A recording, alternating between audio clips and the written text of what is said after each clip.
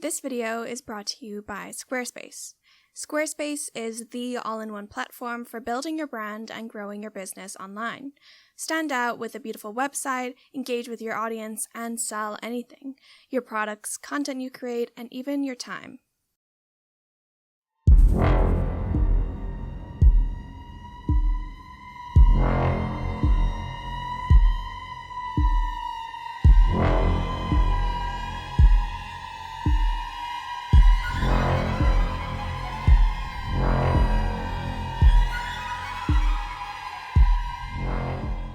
Hello everyone, I hope you're all keeping well.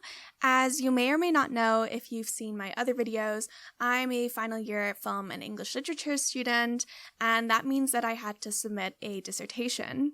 I just submitted this dissertation a couple weeks ago, and I cannot verbalize the amount of relief and joy that I felt hitting that little submit button. I did my dissertation on the very subject of today's video because evidently spending months with the same films and theories just wasn't enough for me. I chose to focus on women in horror for my dissertation, and I looked at how the female monster has evolved over time.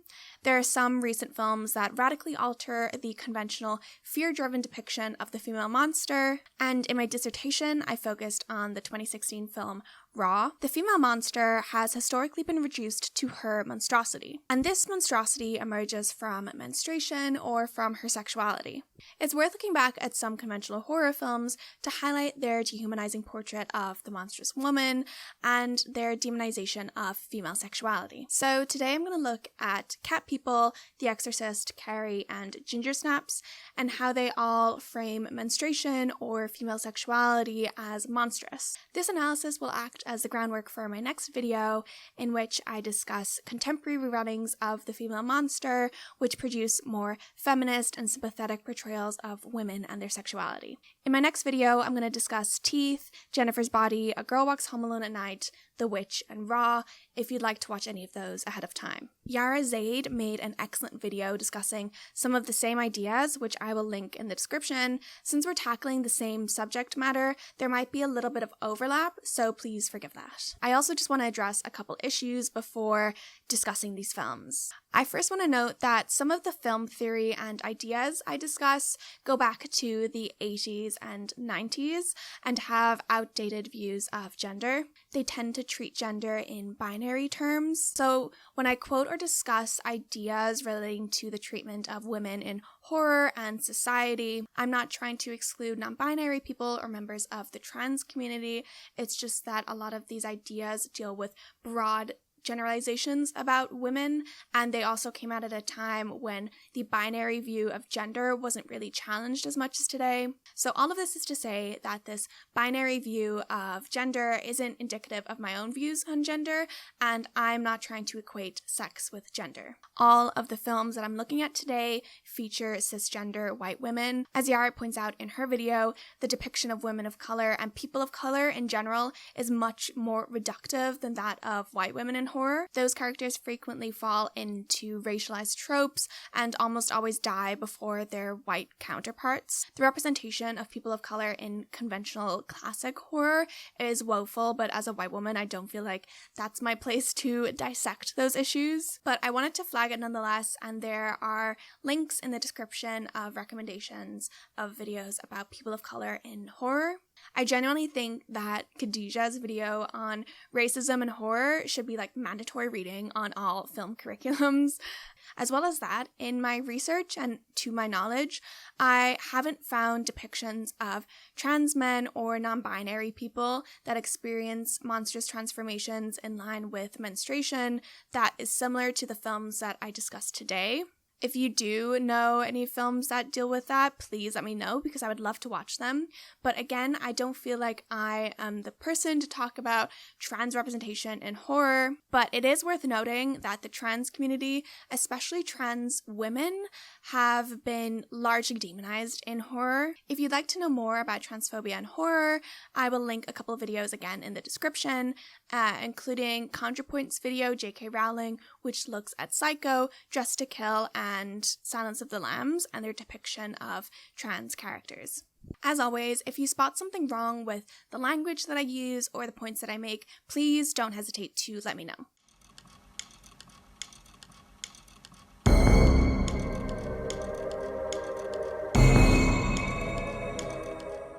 To see how the monstrous woman has evolved, it's important to look back at how she began and what cultural anxieties inform her depiction. Something a lot of horror movies do is other the female monster, which is a way of dehumanizing them and reducing them to their monstrosity. The notion of the other is anything that opposes the self, which is anything outside of the social norm. The other is often employed to dehumanize groups of people, so it could be used to refer to Western or colonial depictions of non-white and or colonized people. It could refer to straight cis peoples, othering of queer people, but I'm going to focus on the depiction of women as other. Because of the structure of patriarchal societies, women have often been treated as subordinate figures who are less than men, and they are pitted against the dominant social group of men.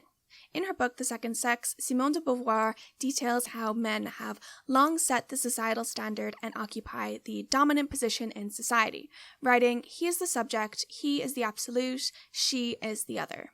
This societal othering of women translates into a reductive depiction of women, especially female monsters, on screen. If women have often been figured subhuman in patriarchal cultures, naturally their on-screen counterparts would be less than human. Women have long occupied a central position in horror, whether that be as victim, as monster, or both. Much of the horror canon has sought to repress female sexuality, often quite violently. The film scholar Robin Wood says that in horror, monsters represent a return of the repressed. Essentially, no matter how hard society tries to repress something, it's going to come out. And in horror, this emergence is something monstrous and violent. Jeffrey Jerome Cohen similarly argues that monsters are a representation of cultural anxieties. Cohen writes, "The monster is an embodiment of certain cultural moments, of a time, a feeling, and a place. The monster's body quite literally incorporates fear, desire, anxiety, and fantasy, giving them life and an uncanny independence. The monstrous body is pure culture." I feel like the Irish came out there, pure culture. In line with this thinking, and given the constraints and fear surrounding female sexuality, many horror films link puberty and developing female sexuality to monstrosity. In classic horror, any female sexual liberation must be clamped down upon, and monstrosity must be killed or eradicated in some way in order to restore the status quo. Wood states that in horror films, the happy ending, when it exists, typically signifies the restoration of repression. So, re-repression of female sexuality is portrayed as necessary for the good of the people in the film. Monster or not, women were rarely permitted to express their sexuality on screen, and if they did, they were most likely punished for it. Carol Clover's book, Men, Women, and Chainsaws, documented the final girl phenomenon. The final girl is the one girl or woman left standing against the killer. Think Jamie Lee Curtis in Halloween. Clover highlights how final girls were always virgins, while their sexual, more sinful peers were murdered by the slasher. As the female victims are often demonized for their sexuality, the monstrous woman is often sexualized and or punished for her sexuality. We can really highlight the sexual nature of the monstrous women by pitting them against monstrous men.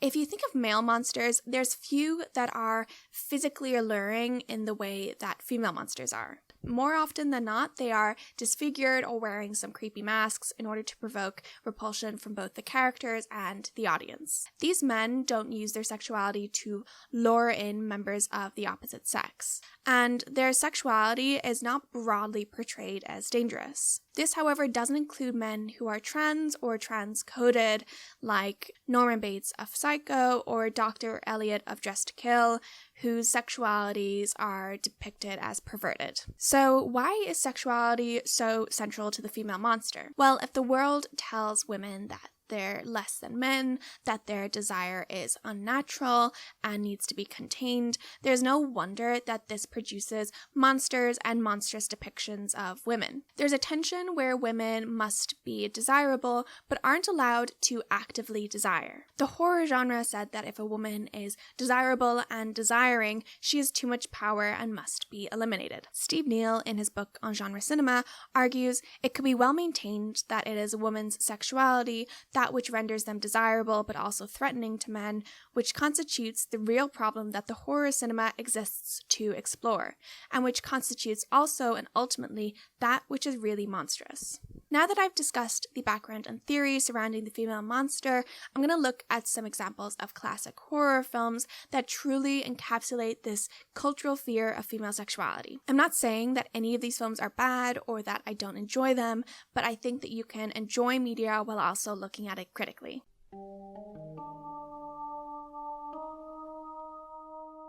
There's been a tradition in horror to set puberty and burgeoning female sexuality as the stage for a transition from girl or woman to monster. This monstrous coming of age is visible going back to 1942 with Jacques Tourneur's Cat People. This film came out at a time when the majority of monsters were male, so it was relatively unique to see a female monster on screen. Though the film doesn't deal with menstruation, it establishes the link between female sexuality and monstrosity, which is a thread that continues throughout the horror genre. So I think it's important to include here. Cat People follows a Serbian artist named Irina. Irina is terrified of experiencing desire or arousal because she thinks it will make her turn into a cat. She gets married to a man named Oliver, but never consummates the marriage because she's worried about what may happen. It's suggested that Irina has a hereditary monstrosity that is awakened by her strong emotions, a trait that goes back to her ancestors. In her hometown in Serbia, her ancestors practiced devil worship, so their descendants are cursed to turn into panthers whenever they experience heightened emotions like jealousy or arousal. Irina is surrounded by cat and animal imagery, framing her as more animal than human. Both Irina's husband and psychiatrist dismiss her fears as fairy tales, but it turns out that Irina's fears are justified. Her desire and jealousy prompt her to turn into a panther. She stalks her husband's coworker Alice and finds out they're having an affair. The film is shot in a film noir style, and shadowy shapes suggest Irina is lurking in the shadows as a panther. She kills her psychiatrist when he tries to seduce her, and she also attempts to kill Oliver and Alice. But at the end of the film, Irina is killed by another panther when she goes to the zoo and lets a panther out of the cage. What's interesting about this film is how it has both empowering and misogynistic elements. Irina's psychiatrist attempts to suppress her sexual desires, belittling her worries down to some womanly dysfunction. But he later exploits them when she returns to his office by making sexual advances on her. He is punished by the film's narrative, and there's a sense that he got what he deserved. But the film also frames female sexuality as a side of fear and as something that produces monstrosity. Irina can't embrace her sexuality without becoming an animal and a monster. Though it's true that Irina's feline transformation occurs in conjunction with the emergence of her passions, the film doesn't champion sexual repression as something healthy. Irina and those around her all suffer from her repression. But there's a weird tension going on because, on the one hand, it seems to suggest that female sexuality is dangerous, but it also frames repression as something bad. Irina both embraces her power and is destroyed by it. Regardless of its sexual politics, Irina is othered by the film. She is the animalistic, evil, and foreign counterpart to the civilized, innocent American Alice, and her sexuality leads to danger and destruction. Overall, it is a somewhat sympathetic portrayal of the female monster, but Irina is largely reduced to a monster by the film's narrative. Before moving on, we have a quick ad for Squarespace, who are kindly sponsoring today's video. If you've seen some of my other videos, you may know that I've used Squarespace in the past to create a beautiful pastel pink portfolio to showcase my videos. Squarespace allows you to present your work using professional portfolio designs that are easy to implement and navigate. As I do, you can display projects in customizable galleries, and you can even add password-protected pages to share private work with clients. If you are a freelancer or self-employed like me, Squarespace has tools that make it easy for you to monetize your content and expertise. You can set up an online store in less than an hour. Whether you sell physical or digital products, Squarespace has tools you need to start selling online. You can also unlock a new revenue stream for your business and free up time for your schedule with member areas. These let you sell access to gated content like videos, online courses, or newsletters. If you're interested in building your own website, head to squarespace.com for a free trial, and when you're ready to launch, go to squarespace.com/filmfatales to save 10% off your first purchase of a website or domain. Later films also have these monstrous coming-of-ages. There is a strong link between menstruation and monstrosity in both Carrie and The Exorcist. These two films both came out in the 1970s at the height of the women's lib movement. There were a lot of fears around women having too much power and sexual freedom, and these films truly capture that. In The Exorcist, which came out in 1973, the main character's daughter, Regan, is possessed by a demon at the onset of her puberty. It's based off of a book by William Peter Blatty, which came out 2 years prior. The film is a literal demonization of female sexuality. Regan's mother is a single mom pursuing a career as an actress, and after Regan's possession, she seeks out the help of priests in order to cure her daughter. Regan's skin starts to decompose and she's covered in sores, and at one point the words "help me" appear etched onto her skin, so the film suggests that this condition is something erupting from within. Regan's skin condition also mirrors the acne and bodily changes that come with puberty. There's a scene which explicitly links Regan's emerging sexuality with her demonic possession. I read descriptions of this scene as Regan masturbating with a crucifix, but if you watch the film, she's actually quite violently stabbing herself with the crucifix. It's a very violent depiction of female sexuality as a threat to religion or the established social order. The blood at her crotch could also be read as a symbol for menstrual blood, further linking this to menstruation. Before and during the possession, Regan's bed often shakes, and if bed shaking isn't a metaphor for sex, I don't know what is. And to further link the demonic possession with sexuality, when the demon has possessed Regan's body, she often speaks in quite crude and graphic language, frequently cursing and speaking to those around her in graphic sexual language. At the end of the film, the priests perform an exorcism, the demon leaves Regan's body, and it seems like peace has been restored.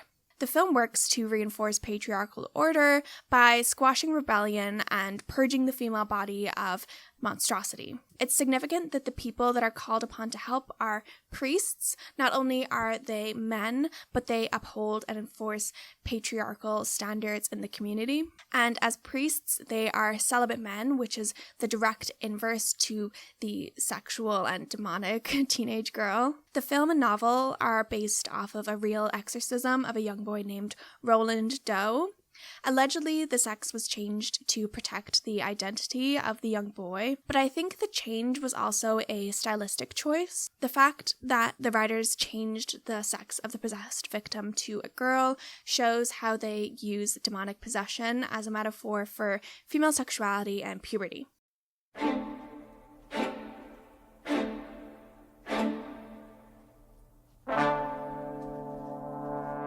Carrie came out 3 years after The Exorcist and picks up on this menstruation monstrosity link. Carrie gets her first period at the very beginning of the film, and shortly after, she develops telekinetic abilities.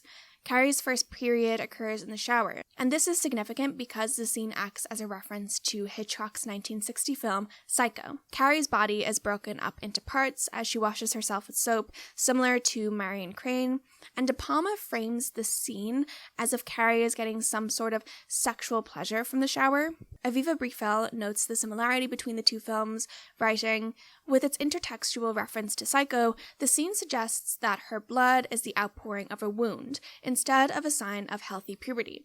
But De Palma's film implies that Carrie, unlike Marion, has inflicted this wound on herself through her illicit touching. Having that reference to Psycho hints to the audience that Carrie's period will bring pain, and much more than the average PMS. Carrie's first telekinetic moment happens immediately after her period.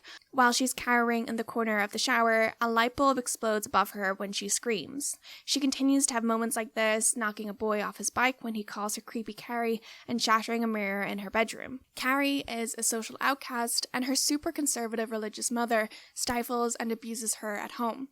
Her mother believes that female sexuality is sinful and tries her best to repress Carrie's sexuality. She believes in the subordinate position of women, quoting from religious texts saying that Eve was weak and that the first sin was intercourse. As the film progresses, Carrie grows bolder and surer of herself. She goes to the prom with Tommy Rogers, where they win prom king and queen. However, she is famously doused in pig's blood by bullies who hold a grudge against her. Her humiliation spurs her to destroy the gym, killing everyone inside. She goes home where her mom attempts to murder her, believing that Carrie has the devil inside her. Carrie kills her mother in self-defense, and the house collapses with the two inside as Carrie dies. Shelley Stamp says of the film, "By mapping the supernatural onto female adolescence and engaging the language of the fantastic, Carrie presents a masculine fantasy in which the feminine is constituted as horrific." The film explicitly links Carrie's menstruation to her monstrosity by introducing her telekinetic abilities with her first period. In line with Wood's notion of the return of the repressed, Carrie is subject to two types of bodily repression. On the one hand, her mother attempts to monitor her body and restrain her sexuality, ordering her to obey strict religious rules and punishing her if she disobeys. Carrie's gym teacher, Miss Collins, acts as a mother figure to her and encourages Carrie to go through a type of makeover and adhere to mainstream ideals of femininity. Carrie does this through applying makeup and wearing her pink prom dress.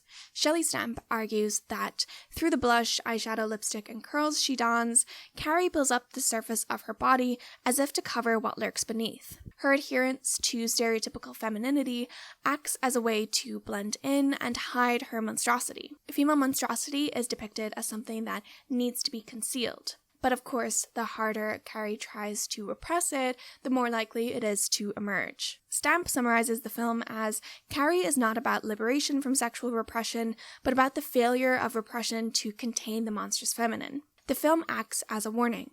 If you treat women like monsters, then that's what they will become. I want to talk about the style of Carrie a little bit, specifically the use of the gaze. A hallmark of classical horror and classical cinema in general is the use of the male gaze.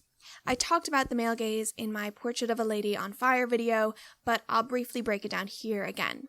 The male gaze was theorized by Laura Mulvey in her essay Visual Pleasure and Narrative Cinema. Mulvey looks at classical Hollywood films and notices a pattern in which men tend to drive the narrative action and dictate the cinematography. Mulvey argues that the camera is aligned with the male subject, acting as a surrogate male spectator.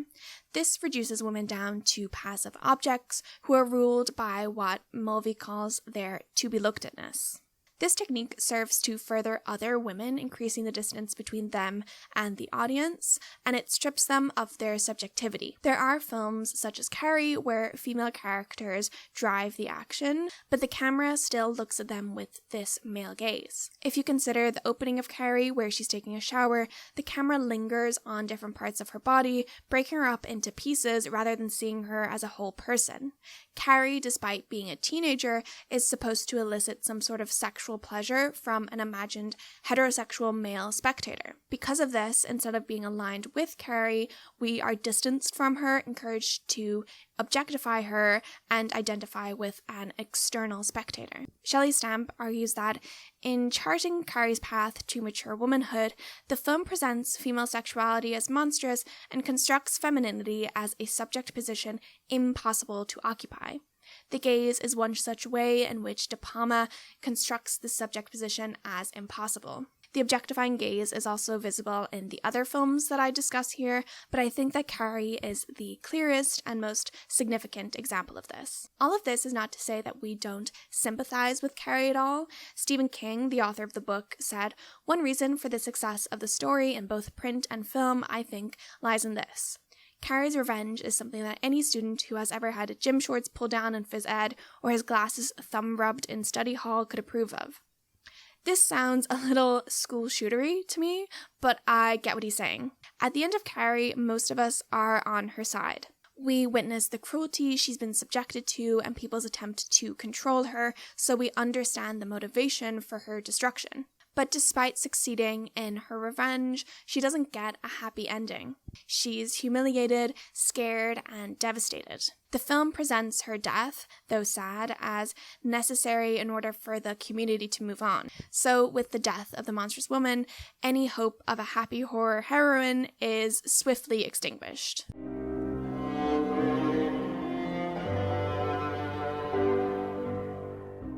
The menstruation to monstrosity pipeline doesn't end with Carrie. It's visible as recently as the 2000s with Gingersnaps. Gingersnaps follows two teenage sisters named Ginger and Bridget Fitzgerald.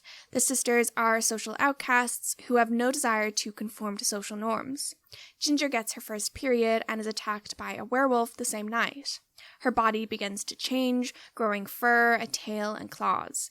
At the same time, she becomes more attractive to male classmates, and she seems to be going through two puberties at once. Ginger becomes sexually active and violent, killing several people. Her sexual awakening and werewolf puberty renders her unrecognizable. She attempts to convince her sister to join her in her lycanthropy, but Bridget refuses. At the end of the film, her sister must kill her in order to eliminate the threat Ginger poses and restore order. Like Carrie, there is an explicit link between menstruation and monstrosity, as Ginger gets her period and her werewolf transformation occurs on the exact same night. The film goes as far as to label menstruation as the curse, which again frames it as something monstrous. Ginger's symptoms mirror puberty as she shaves werewolf fur off her legs and suffers intense stomach cramps. The sisters go to the school nurse and describe Ginger's symptoms, all of which are dismissed as normal parts of puberty. Oh, what about hair that wasn't there before? And pain? Comes with the territory.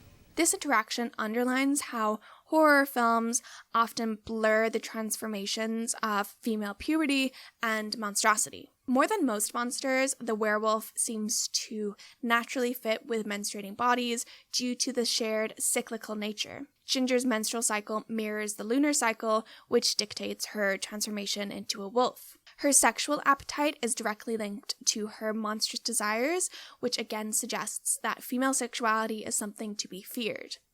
Ginger tells Bridget that killing people is like touching yourself. The suggestion that she derives some sexual pleasure from her killings underlines the link between female sexuality and monstrosity, equating them as destructive and dangerous forces.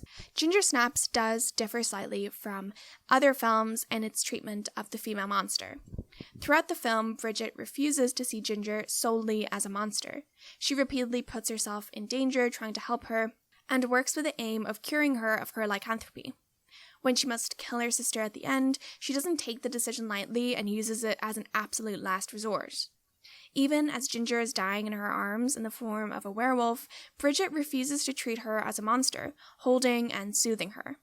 However, it's significant that Bridget, who does not succumb to her sexual or monstrous desires, is allowed to survive. This fits the broader horror trend I outlined earlier, where virginal women tend to be the only women allowed to survive, while more sexual or sinful women are punished or killed. Cat People, Carrie, The Exorcist, and Gingersnaps all end with the threat of unrestrained female sexuality and monstrosity safely contained. All four films portray female sexuality as something terrifying that poses a threat to the social norm, and menstruation is viewed as having unnatural and monstrous powers. The four monstrous women's attempt at sexual liberation are quickly stamped out by other people in their lives, all with the aim of preserving the status quo. Though we may have sympathy for the female monsters, the films say that their monstrosity must be eradicated or they must be killed for the good of the people in the film. Barbara Creed notes how in the horror genre, the powers of menstrual blood are so great it can transform women into any one of a number of fearful creatures: possessed child, killer, and vengeful witch. The treatment of menstruation by male filmmakers and writers acts as a way to other people who menstruate. Something that happens to a lot of us on a monthly basis isn't portrayed as something natural and necessary, but as a side of horror. This portrayal reduces the menstruating body down to something monstrous. By linking menstruation to monstrosity, the films I've talked about today frame girls and women as figures with the potential for great destruction. These characters are largely defined by their monstrosity and aren't allowed to have a happy ending in which they embrace their sexuality or their monstrosity. Thank you so much for watching. I hope you enjoyed my breakdown of historical horror, and I will see you in my next video in which I discuss even more horror heroines.